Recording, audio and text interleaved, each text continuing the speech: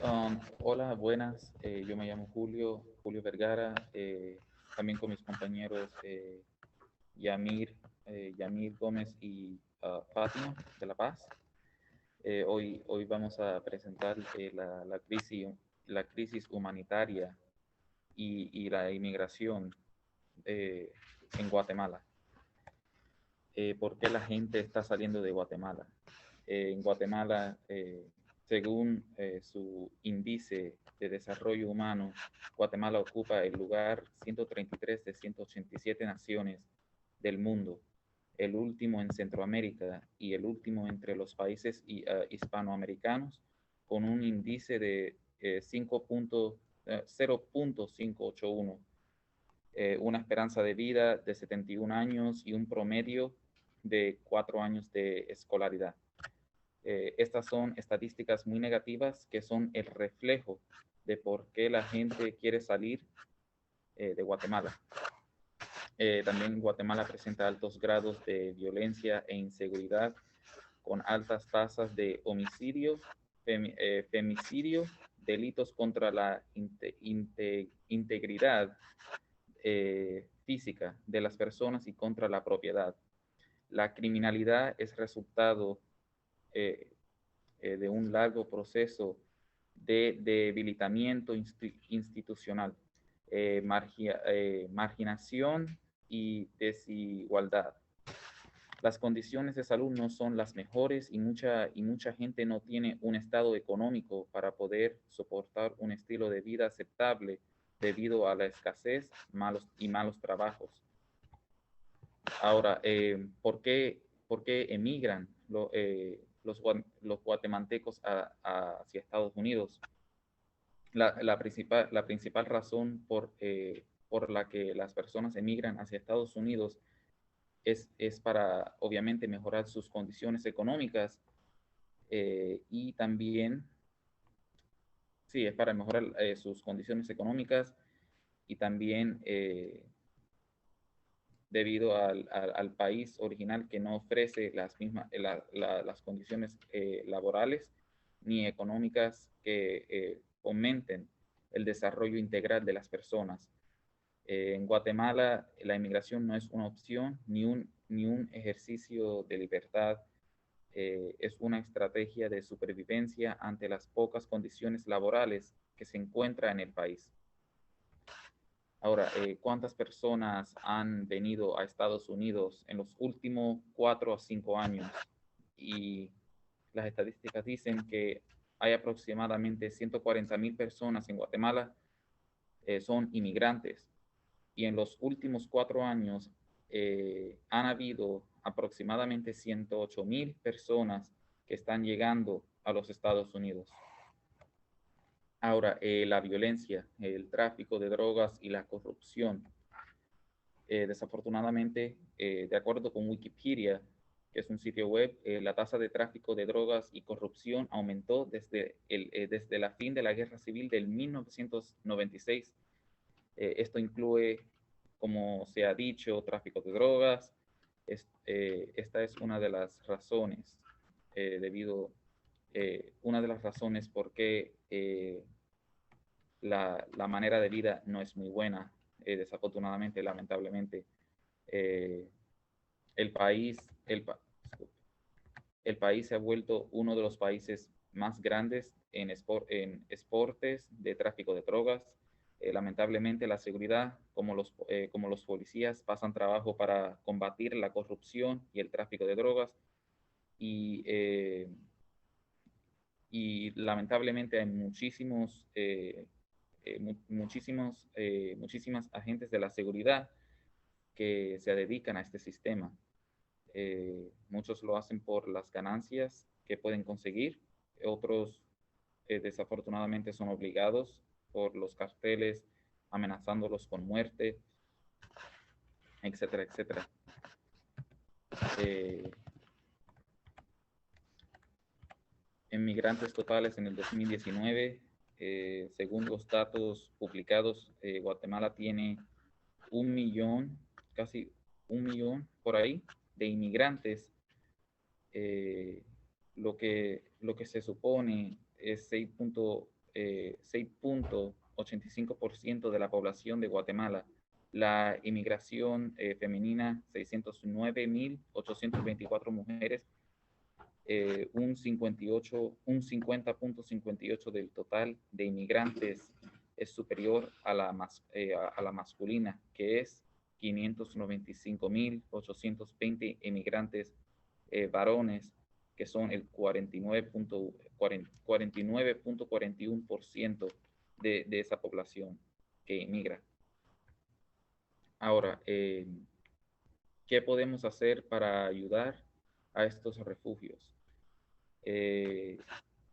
Los Estados Unidos se considera un país de oportunidad para todos, y esto también incluye a los inmigrantes. Los inmigrantes que han venido por la frontera deben tener el derecho a residir en el país. Todos tenemos el derecho a vivir una vida de calidad. Para eso venimos a los Estados Unidos, siempre y cuando hay gente con buenas intenciones y quieran tener una buena vida. ¿Quieren hacer uno ustedes? Ok. Ahora uno de mis compañeros va a presentar otra parte de esta presentación.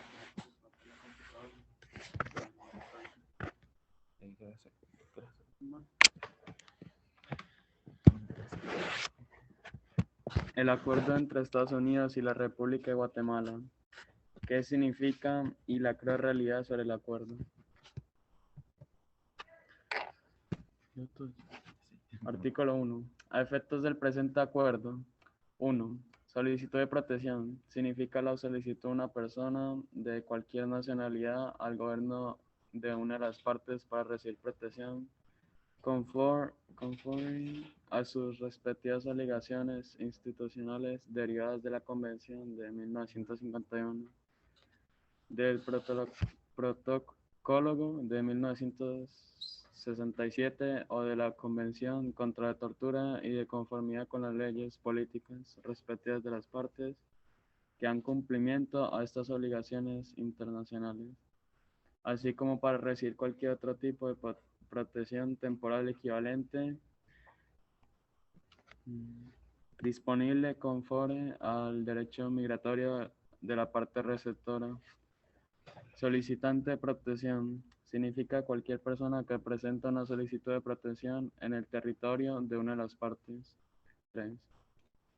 Sistema para determinar la protección. Significa el conjunto de políticas, leyes, prácticas administrativas y judiciales que el gobierno de cada parte emplea para decidir respecto a las solicitudes de protección.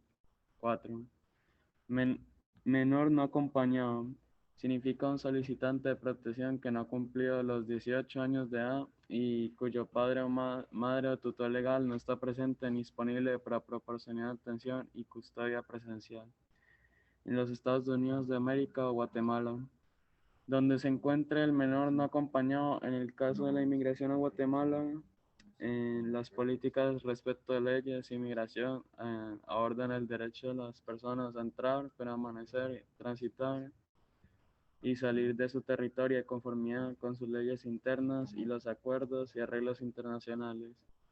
Y permanencia migratoria significa permanencia por un plazo de tiempo autorizado de acuerdo al estatus migratorio otorgado a las personas. Ok. Como el artículo 2 que se dice: el presente acuerdo no aplica a las solicitaciones de protección que son ciudadanos o nacionales de Guatemala o quienes siendo apátridas residen habitualmente en Guatemala. Pues entonces básicamente estos artículos y la organización y el trato que se ha hecho entre Estados Unidos y Guatemala es un trato que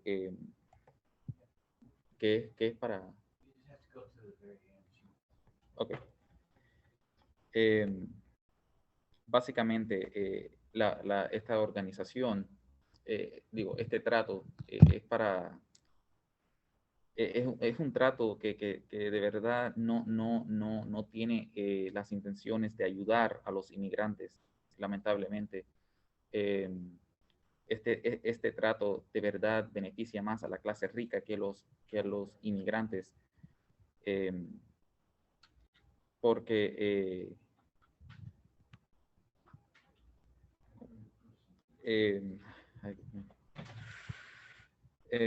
ok, este trato, de la manera que funciona es que bajo este acuerdo los inmigrantes pueden emigrar a Estados Unidos, pero el empleo es muy, el empleo de los inmigrantes solamente podrán conseguir un empleo de poco pago. El poco dinero que manden a sus familias podrán ser cobrados con un cargo de transferencia de pago u otra póliza que tenga aprobado el gobierno de Guatemala. Básicamente es para que los políticos en ambos gobiernos se enriquecen. Así como funciona el trato. Este trato de verdad es para enriquecer a la clase rica y utilizar a la clase pobre. Ya, esa es la presentación final. Ya, muchísimas gracias.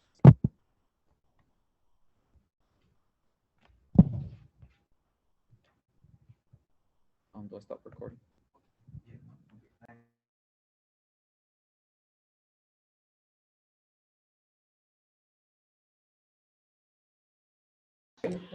Thank you. Thank And you. we'll hear from the Guatemala side. Okay, thank you, Julio. Daniela, you ready? Yes, Miss. Hold on, I'm just going to share my screen.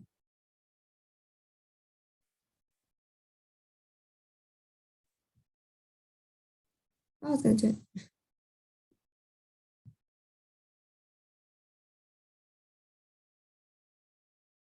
Okay, there we go. So good morning, everyone. My name is Daniela Morales, and I'll be speaking on behalf as the Public Finances Ministry of Guatemala. Today, we will discuss the current migration situation, push and pull factors, how the migration affects everyone, proposals of mine as Ministry of Public Finances, and conclusions that come with these proposals. Let's talk about the current migration situation. According to a model developed by the academics at the University of Texas, Austin, an estimated of 311,000 people on average left the Northern Triangle region of Central America around 2019. If we look at the graph next to it, we can see how in 2020, the curve dropped because of the pandemic. Push and pull factors. Push factors are what make people want to leave their country, while pull factors are what make people want to go to another country instead of staying on their own. If we see some push factors from the Northern Triangle, we can see lack of job opportunities. This comes with a low minimum wage, which in many cases doesn't give a family enough to provide for food for a day. As well, we have violence, no quality of life for people and their families, unsatisfactory public service. If we look for some pull factors from the United States, we can see more job opportunity, a decent pay, a chance for quality life, and good public services. How does migration affect everyone? Setting aside political interests, the group Border Angels estimates that since 1994, about 10,000 people have died in their attempt to cross the border. According to the U.S. Customs and Border Protection, 7,216 people have died crossing the U.S.-Mexico border between 1998 and 2017. People know the risk migrating takes, but they're so desperate for being able to provide basic necessities for their families that they're still willing to try. This not only breaks family nucleus because many families it leaves many families without a source of income, since in most of the cases, since it is in most of the cases that the family member that decides to immigrate puts his or her own life at risk. Now, as I mentioned before, I'm on behalf as the Ministry of Public Finances. So based on the Article 174 of the Political Constitution of the Republic of Guatemala, I proceed to propose an initiative that will have as first priority the production of job opportunities. Some indispensable factors will be a decent amount of pay, enough to give a person's family their basic necessities at least, and a good and decent working conditions. Where can we as a government apply this? In workers paid by the state, public healthcare workers, teachers, people who are paid to clean streets or paint buildings, just to set some examples. Unfortunately, this next suggestion is something that the government is obligated to do, but with the amount of corruption in our country, it is always neglected. Investments in public services, such as healthcare, education, public safety, transportation, etc., is one way of limiting the push factors in third world countries. And by that, I actually mean big investments. I'm not talking about extra school supplies, but well-qualified teachers, every possible needed medicine and medical equipment. Because since our country doesn't have these public services, this is a big push factor that makes people want to live in this country. So what can we conclude from the previous proposals?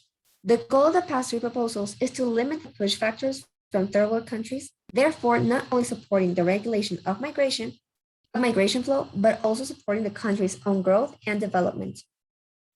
For proposal number 3, I have legal advice, providing the necessary information to immigrants about every migratory possibility, giving them the opportunity to take the best choices. Proposal number 4, create an information system for the registration and detection of protection and assisting needs of migrants that in turn allows the development of public policies. Conclusion about the previous proposals. The goal of proposals 3 and 4 is to guarantee every citizen has as many options available.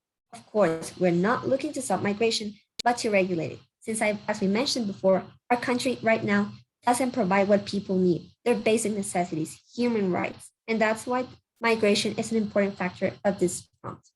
Thank you. Thank you, Aniela. Very good.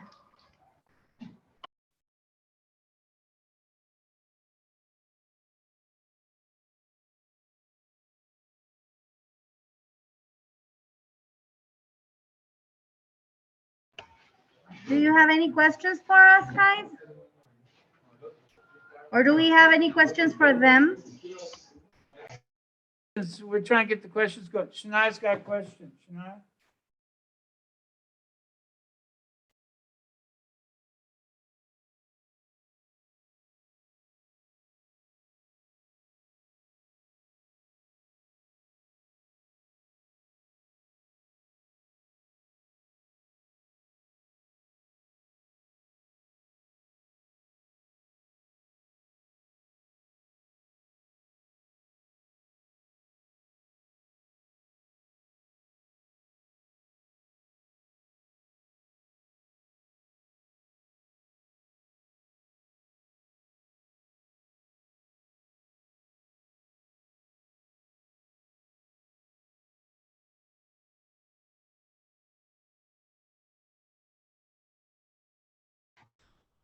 Okay, so I have a question. Where y'all gonna get qualified teachers from?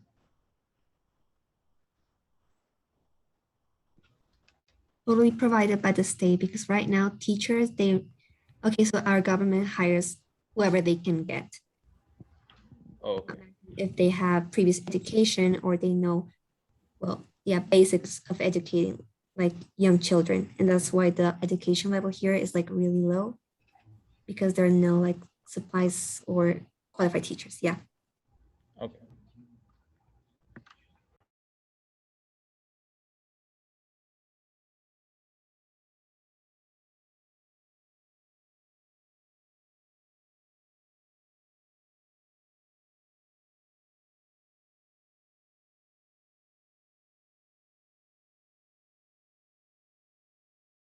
Is there any question from our side? Yes, miss.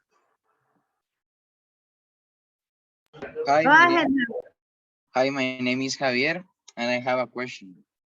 Why are you interested in Guatemala specifically?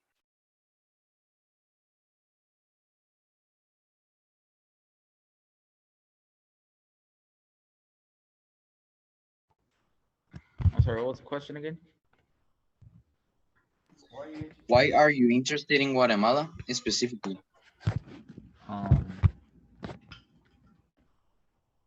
Because Well, I'll put it this way. Many of our students are immigrants to this country.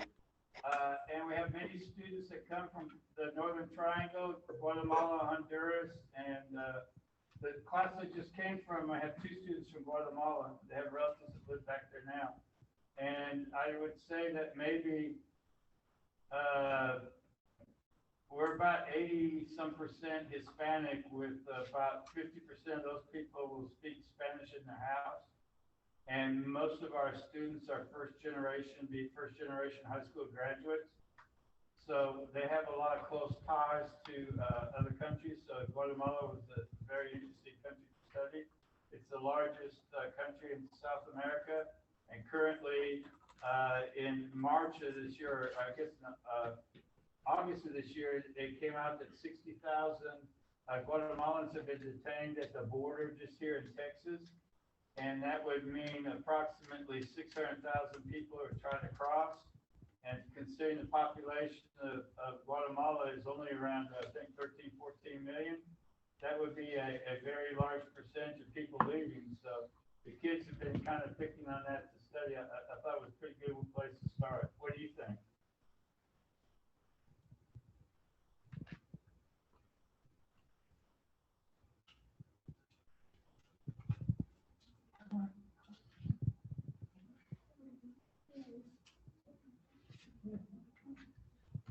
I have another question. Is it Go true ahead, that you... ¿Sí puedo, miss? Is it true you also have teachers shortage? Most of our teachers are very short.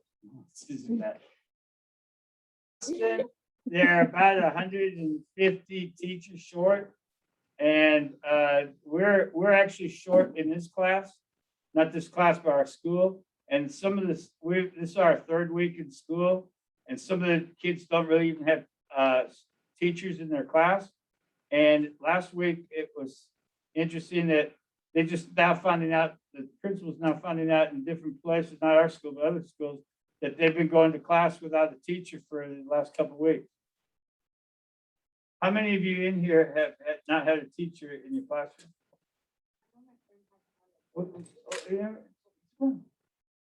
Come here.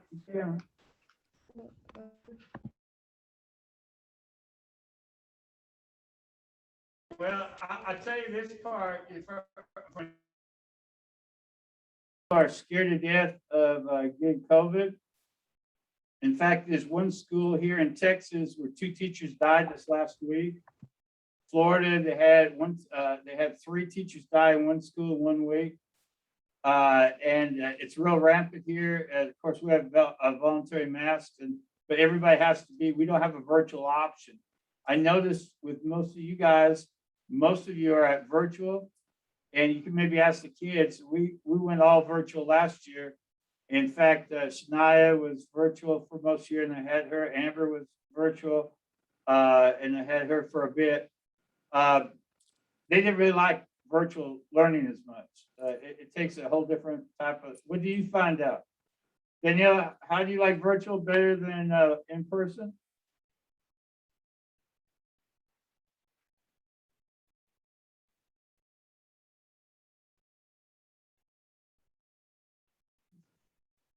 Daniela, are you there? Or Diego, would you like to tell him whether you like virtual or in person better? Yes, miss, sure. Go ahead. Yeah, just can you repeat the question, please? What do you like better?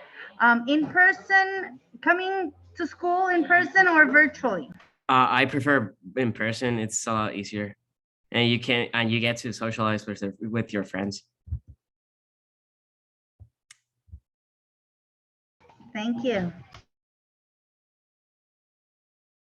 To teach, or you're still finishing up your school year. I guess next year we're just starting our school year. Are there any people thinking about retiring or leaving the profession because of COVID or because of virtual learning? I'm sorry? Have there been any teachers that you know of at your school or public schools around you that are leaving the profession because of the way things are now? No, everybody's like hoping to keep their job here in Guatemala. So no, not a lot of people thinking about retiring. As a matter of fact, I don't know anybody who has thought about retiring. because of teaching virtually. But then again, we are a very privileged private school in our country, and that makes it easier for us to teach. We have small groups, we have nice schedules, and we have all that technology that we need. The public system, though, they're not teaching online, they're not teaching hybrid, or in some cases even online, because neither the students nor the teachers have that technology that they need to connect online. Wow. So So they're just out of school? they just have missed school for over what, almost 2 years now. Wow. Because we start our year in January and we went home on March, so that was almost the whole year, and then now this year that's almost over. So okay, so that's the way that's been that we've been working, and the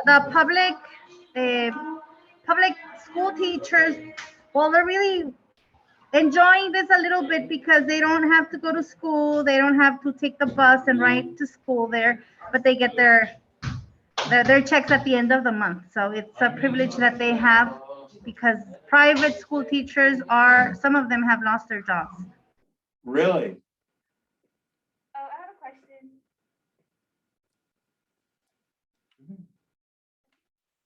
Yes, go ahead. Yeah, okay, so, are you guys required to be vaccinated and to wear masks at school? Who wants to answer that?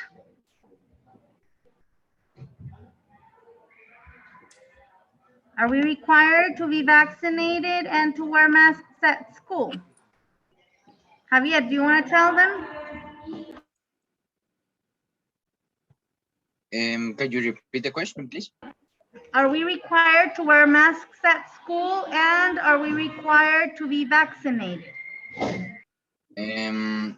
As far as I know, vaccinated is not a requirement, but the mask is always, so you have to wear it all the time. But the vaccination, as far as I know, it's not required. And it can't be required because the government hasn't started vaccinating people under or who are 18 and under. Oh, really? Yeah, no. We have a slow vaccination process.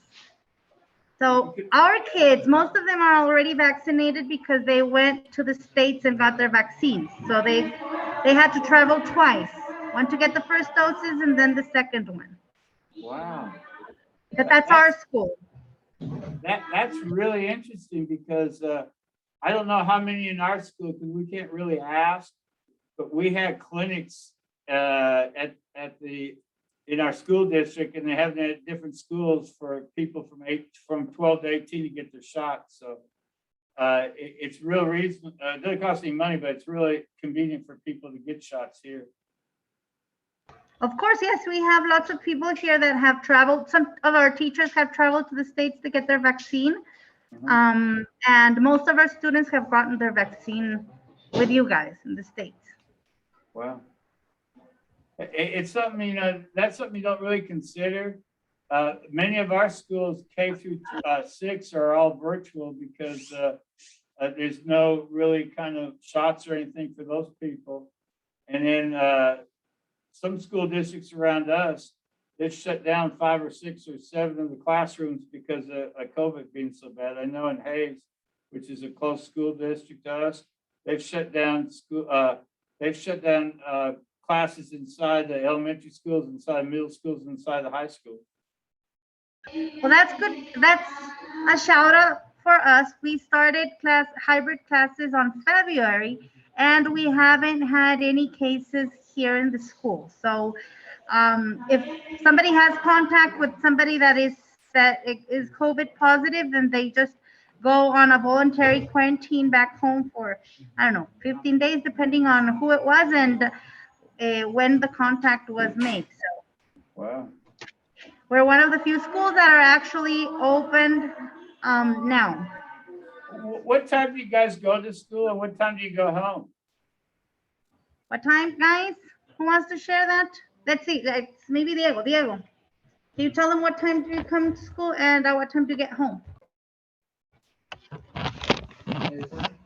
There he comes. Or just answer. We come at school in here, our hour is 7:30 a.m. and our classes end at 3:10 or 3:20. Now their teachers rotate. They stay in the same class.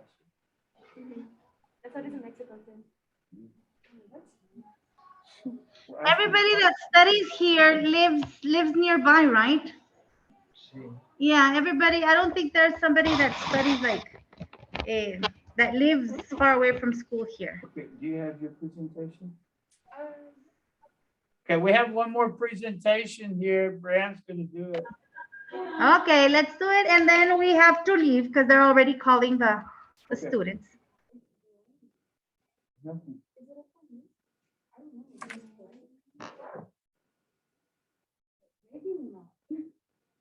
Well, I guess that, It was pretty, our presentation was just the article that it was like the. okay. I guess that somehow or another it blanked out on them today, so we're gonna have to take a rain check on that part, but we sure did it. Oh, she's got, go ahead, or somebody do it. Oh, okay. Okay, here we go. Make sure you got share screen. Is it getting called for the buses? Oh, the camera. Did she say they gotta go? You ready? It's not sharing. Spotlight for everybody. No, okay. Okay. You got it?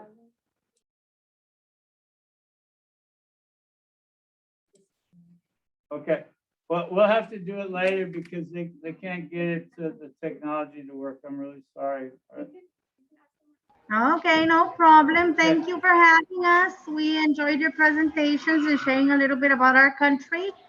Yeah. I hope that we could meet next time because we really want to present like the good things about our country. Those pull factors that keep us here very happy and proud of our country. Okay, yeah, that would be really good. We could do that, and we still want to do something about Afghanistan too. Yeah, but that's with my 8th graders. Yeah. Okay, good. So then in the afternoon, you want to do something nice about Guatemala and like touristy and stuff, no? Exactly. Okay. Then we'll meet next Thursday at this time. Yeah, Thursday at this time, then next week, and then we'll do the then sometime before y'all leave for the year. I'd like to hear more about the Guatemalan side of the '54 revolution. We don't ever really get to the whole facts of that. It'd be kind of interesting to hear from. Perfect. About that, I'm not sure if Daniela's still here, but she got a letter this week from the Prime Minister. Daniela, tell them. There you are. Please tell them. Because she's going to tell you, but I'm going to explain. She wrote an essay giving voice to the children victims of the internal conflict. So she's going to tell you about it. Okay, so like back in, I think it was May, I participated in a writing competition called Never Such Innocence. It's from the UK. And well, the goal of the whole competition was to give voice to victims of conflict. So I wrote a paper based on the internal civil conflict. I mean, you guys talked about it, and like giving voice to some of the victims. And I think it was in June maybe, or before, they sent me an email telling me that I won the first place on I think it was the writing section, something like that. And then yesterday, I think, Ms. Naya told me that I received like a mail package. Hold on, I have it here. Yeah, I received this mail package. It was like signed with a sticker of Queen Elizabeth. I don't know if you can see it. Oh, wow. Yeah. Congratulations. Show I them the knew you letter were from a politician. the Prime Hold on. You were fooling us in the morning. You're already a politician. Yes, she is. She is. So everybody participated from our side, and she won first place internationally. Oh, Show them the letter. Yeah, so they sent me So the, maybe we can share those writings with you guys. yeah, that would be really nice. That's the diploma. and then there was a letter from the There's a letter from the Prime Minister of England. Oh, like wow. recognizing the work of the competition. And yeah, And it was a surprise because we didn't have a mailing system here. So if you wanted to send a letter, you had to try DHL or FedEx or whatever. And this is the first time ever we get national mail. Oh, wow. Danielle, could you hold that up again? We got you large now, so it'd be good. Yeah. hold on, yeah. Because here has the address. Yeah, that's Boris Johnson from 10 Downing Street. And there goes the letter. Did you know his family came from Turkey? Really? Yeah, his family's Circassian. They're part of the Circassian genocide. They went from Russia, kicked out of Russia, and then they went into Turkey. And then it's a long story, but it's very interesting. Both him and his father were both MPs. Wow, we didn't know that. But that's very good. Congratulations. That's really nice. Thank you very much for having us, Mike. Okay, there the kids Yeah, are I'm still here. sending I'm behind Amber. something. I'll send to Mike too. So we will see you next week then. Thank you. We'll talk later. Bye. Bye, Okay, everyone. thanks. Adios. Bye. Adios. Thank you. Goodbye. Bye.